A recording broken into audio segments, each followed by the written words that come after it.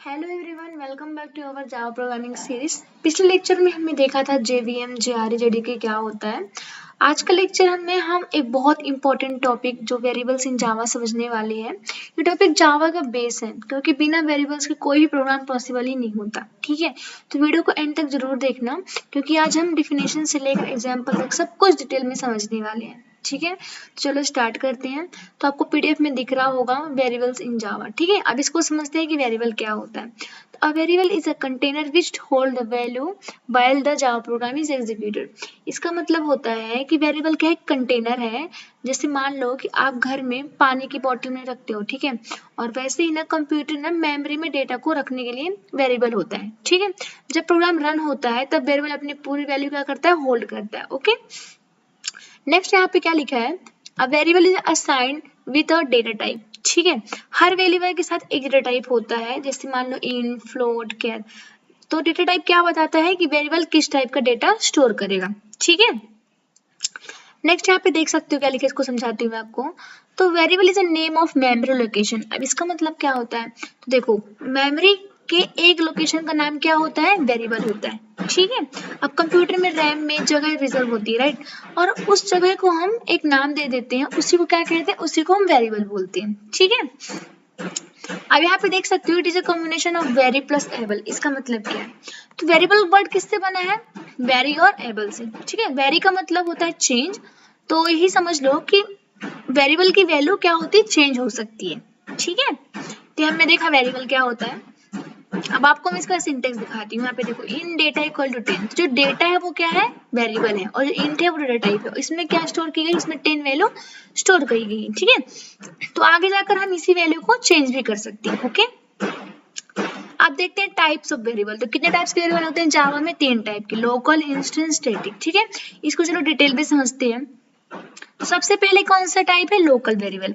अब देखो local variable का मतलब क्या होता है कि जो वेरिएबल मान लो किसी मेथड के अंदर डिक्लेयर होता है, उसको क्या कहते हैं, उसे लोकल वेरिएबल कहते हैं। ठीक है, ये सिर्फ उसी मेथड के अंदर काम करता है जिसके मतलब मेथड के बाहर इसकी कोई वैल्यू नहीं आती। ठीक है, इसके कुछ इंपॉर्टेंट पॉइंट बताती हूँ मैं आपको।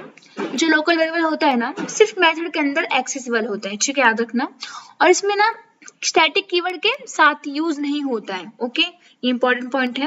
और एक और पॉइंट याद रखो कि लोकल जो वेरिएबल होता है ना, मेथड कॉल होने पर बनता है। ठीक है, और एक और पॉइंट है कि मेथड एंड होते ही क्या हो जाता है, डिस्ट्रॉय हो जाता है। तो ये क्या है, लोकल वेरिएबल की खासियत है। ठीक है, अब देखते हैं हम नेक्स्ट वेरिएबल कौन सा, इंस्टेंस वेरिएबल। ठीक है, देखो, तो a variable declared inside the class but outside the body of the method is called instance variable. इसका मतलब क्या होता है कि जो ना वेरिएबल क्लास के अंदर लेकिन मेथड के बाहर डिक्लेयर होता है, उसे क्या कहते हैं, उसे इंस्टेंस वेरिएबल कहते हैं। ठीक है, जैसे समझो इसमें क्या क्या होता है, इसमें स्टैटिक कीवर्ड यूज नहीं होता इंस्टेंस में, और हर ऑब्जेक्ट क्या अपनी अपनी क्या होती है, कॉपी होती है।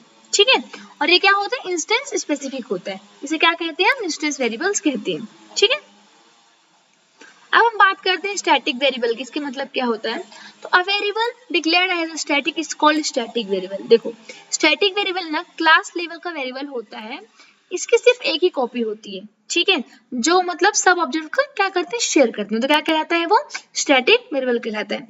अब यहाँ पे कुछ एग्जांपल दिए हैं तो हम समझेंगे कैसे कैसे कौन कौन से वेरिएबल्स हैं, तो देखते हैं। चलो, तो आप यहाँ पे देखो, यहाँ पे स्टैटिक इंट यम दिया गया है, तो इसमें ये क्या है, स्टैटिक वेरिएबल। अब मैंने आपको बताया था कि क्या होता है स्टैटिक वेरिएबल, किससे होता है, स्टैटिक कीवर्ड से डिक्लेयर होता है। ठीक है, तो ये क्या है आपका स्टैटिक वेरिएबल। नेक्स्ट बात करते हैं लोकल वेरिएबल की। तो मैंने आपको क्या बताया था, लोकल वेरिएबल क्या होता है, लोकल वेरिएबल क्या होता है, मेथड के अंदर डिक्लेयर होता है। तो आप देख सकते हो कैसे मेथड के अंदर इसको डिक्लेयर किया गया है, देख रहे हो। फिर बात करते हैं इंस्टेंस वेरिएबल की। अब इंस्टेंस वेरिएबल मैंने आपको क्या बताया था कि क्या होता है, क्लास के अंदर होता है लेकिन मेथड के बाहर डिक्लेयर होता है। देख सकते हो, जो क्लास के अंदर डिक्लेयर किया गया बट मेथड के बाहर इसको हमने किया है, देख सकते हो। तो ये हो गए हमारे तीनों वेरिएबल्स को कैसे हमने एग्जांपल के साथ समझा। अब हम नेक्स्ट एग्जांपल देते हैं। अब यहाँ पे देखो हमने 2 नंबर्स ऐड किया है, हमने कैसे वेरिएबल यूज किया मैं आपको समझाती हूँ। तो आप यहाँ पे देखो हमने 3 वेरिएबल्स लिया ए बी सी, उसमें दो मतलब ए बी में दो वैल्यू स्टोर की है। अब हमें क्या प्रिंट कराना है, हमें सी प्रिंट करना है, 2 नंबर ऐड करवाना है, तो हमें यहाँ पे सी को प्रिंट करवाना है। देखो ए बी का प्लस ऐड क्या है 20 है। तो आप देख सकते हो कि कैसे हम वेरिएबल को डिक्लेयर करते हैं, ठीक है। तो एग्जाम्पल है वेरिएबल का। नेक्स्ट आप देखो वाइडिंग। अब वाइडिंग मतलब क्या होता है, ठीक है, ये ना उसका टाइप कास्टिंग का मतलब कॉन्सेप्ट है ये। वाइडिंग मतलब क्या होता है इसको हम समझेंगे, ठीक है। तो देखो इसमें क्या होता है, छोटे डेटा टाइप को बड़े टाइप में कन्वर्ट करना, इसे क्या कहते हैं, बाइडिंग कहते हैं। ये क्या होता है, ऑटोमेटिकली होता है। तो आप यहाँ पे देख सकते हो इंट है, ये क्या है, इंटीजर है, और फ्लोट क्या है, डेसिमल है, ठीक है। तो इसको जो एक इंट क्या है, इंटीजर में था, और फ्लोट हमारे फ्लोट में था, तो हमको क्या करना है, हमको दोनों वैल्यू प्रिंट कराना है, इंटीजर भी प्रिंट करवाना है और फ्लोट भी। पर हमने फ्लोट की कोई वैल्यू नहीं दी है, तो हमको जो फ्लोट है वो ए के बराबर है, ठीक है। तो जो ए की वैल्यू होगी तो ही फ्लोट की भी होगी, तो इसमें कन्वर्ट होगा डेसिमल में। देख रहे हो आप कैसे कन्वर्ट कर दिया है, फ्लोट इक्वल टू किसके, ए के बराबर है, ठीक है। अब देखो ये हमारा कुछ एग्जाम्पल, इसको हम समझते हैं। देखो इसमें क्या किया गया है मैं आपको समझाती हूँ, रुको पहले आप एग्जाम्पल को देख लो फिर आपको समझ में आएगा, ठीक है, इसमें क्या किया गया है।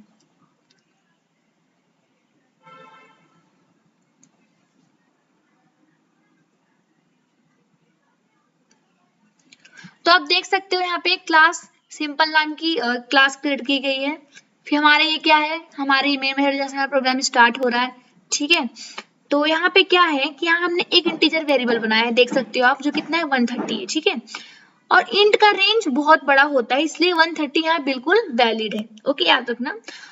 जब हम ए प्रिंट को करते हैं तो आउटपुट क्या आता है, 130 आता है, देख सकते हो। अब हम यहाँ ना एक चीज कर रहे हैं, हम इन टाइप की वैल्यू बाइट में कन्वर्ट कर रहे हैं, देख रहे हो आप, किस में कन्वर्ट कर रहे हैं, बाइट में, ठीक है। ये क्या है, ये एक्सप्लिट कास्टिंग होता है, ठीक है, टाइप कास्टिंग में आता है ये, क्योंकि हम बाइट यहाँ पे लिख रहे हैं इसलिए हम यहाँ पे एक्सप्लिट कास्टिंग यूज किया है, ठीक है। तो इसमें इंपॉर्टेंट चीज याद रखना कि बाइट का रेंज क्या होता है आपका, -128 से -127 तक, ठीक है। लेकिन हम यहाँ दे क्या रहे हैं, 130 दे रहे हैं, जो बाइट का रेंज के बाहर है, ठीक है। तो जब मान लो कोई वैल्यू अपना डेटा टाइप के रेंज से बाहर चली जाती है तो उससे क्या कहते हैं, उससे हम कहते हैं ओवरफ्लो। तो यहाँ पे क्या है, ओवरफ्लो का कॉन्सेप्ट है, जैसे देख रहे हो ये ओवरफ्लो का एग्जांपल याद रखना, ठीक है।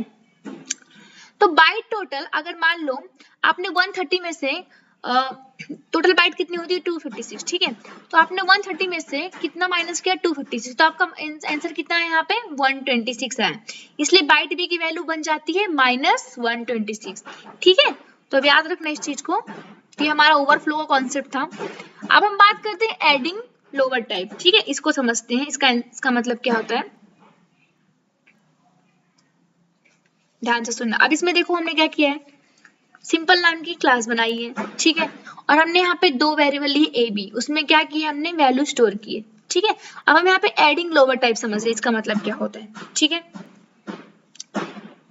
तो देखो अब मैंने आपको बताया था कि बाइट का रेंज क्या होता है, -128 से 127 होता है, मतलब तो आपका 10 बिल्कुल सेफ है यहाँ पे, ठीक है, याद रखना। तो अगर मान लो हम यहाँ पे लिखते हैं कि bytes equal to a plus B, ठीक है, तो अब क्वेश्चन ये है कि जब a और b दोनों बाइट हैं तो एरर क्यों आ रहा है, ठीक है। तो इसको समझते हैं। देखो जावा में ना जब हम बाइट प्लस बाइट मतलब करते हैं, जैसे कि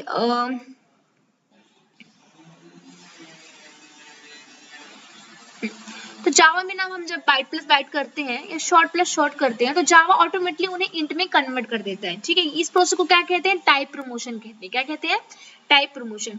अब इसमें इंटरनली क्या होता है कि जो आपका a प्लस बी है ना, ठीक है, तो यानी रिजल्ट इन टाइप का होता है और हम उसे बाइट में स्टोर करना चाह रहे हैं, इसलिए जावा क्या करेगा, यहाँ पे एरर कर देता है। तो इसका सोल्यूशन क्या होता है, यहाँ हम क्या यूज करते हैं, एग्जिबिलिटी बोला जाता है उसको, कि मुझे रिजल्ट बाइट में चाहिए, क्या बोलता है वो, मुझे रिजल्ट बाइट में चाहिए, इसलिए हमने यहाँ पे बाइट लिखा है, देख सकते हो आप, ठीक है। इसे क्या कहते हैं, एक्सप्लिसिट टाइप कास्टिंग कहते हैं, ओके।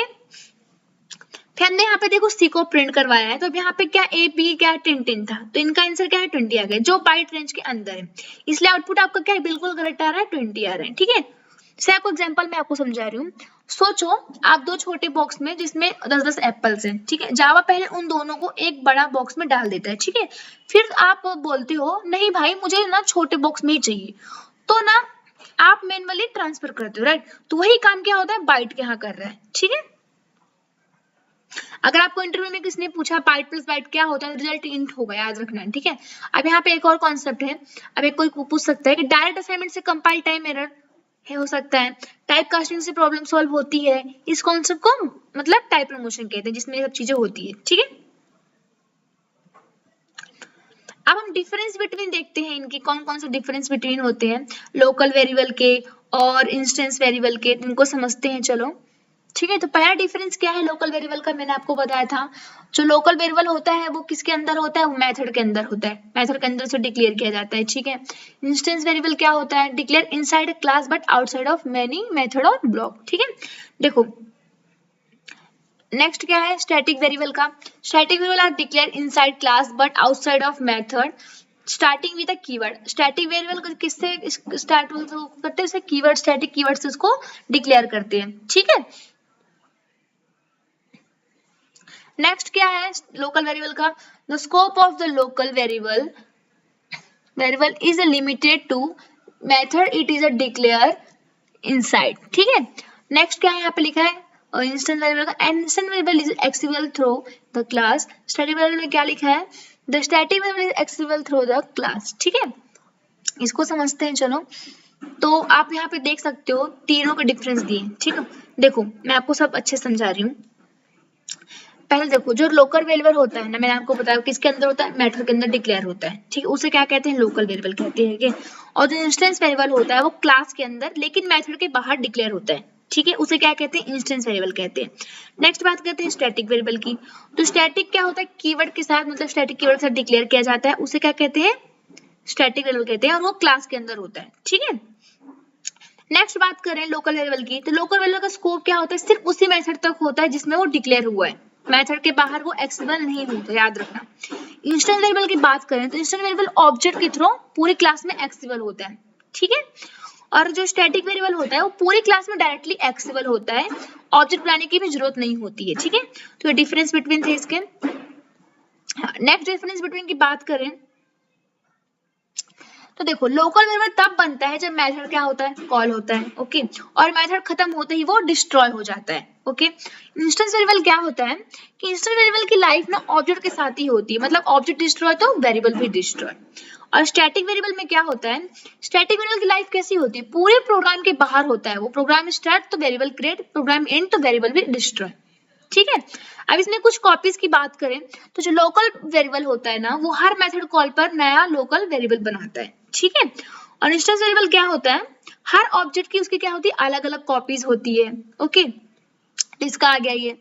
नेक्स्ट बात करते हैं यूज की। तो देखो लोकल वेरिएबल्स का यूज समझाएं तो local variable temporary value store करने के लिए यूज होता है, जो सिर्फ एक मेथड के काम होती है, ठीक है। और इंस्टेंस वेरिएबल क्या होती है, मतलब ऑब्जेक्ट की प्रॉपर्टीज को स्टोर करता है इंस्टेंस वेरिएबल। और स्टैटिक वेरिएबल की बताऊं तो इसमें यूज कैसे होता है, देखो तो कॉमन या कॉन्स्टेंट वैल्यू स्टोर करने के लिए यूज होता है ये स्टैटिक वेरिएबल, जैसे कॉलेज नेम हो गए, कंपनी नेम हो गए, एटसेट्रा, इस चीजों के लिए, ठीक है।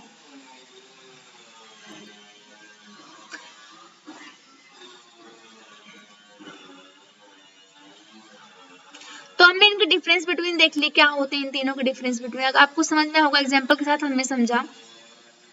तो वेरिएबल्स इन टॉपिक हमें डिटेल में समझा गाइस, ये टॉपिक एग्जाम और इंटरव्यू दोनों के लिए बहुत इंपॉर्टेंट है। नेक्स्ट लेक्चर में हम बात करेंगे कि डेटा टाइप्स क्या होते हैं, ठीक है। और अभी हम ना नेक्स्ट लेक्चर में अभी मैं आपको ना वेरिएबल्स के कुछ प्रोग्राम कराने वाली हूँ VS कोड पे, तो मैं आपको दिखाऊंगी कैसे कैसे करते हैं, फिर उसके बाद हम बात करेंगे डेटा टाइप्स क्या होते हैं, ठीक है। तो अगर वीडियो पसंद आया होगा तो प्लीज लाइक शेयर सब्सक्राइब जरूर करना। मैं आपको कमेंट्स में ये नोट्स की जो लिंक है वो पिन कर दूंगी, तो आप वहां से एक्सेस कर सकते हो, ठीक है। मिलते हैं नेक्स्ट लेक्चर में, बाय गाइस।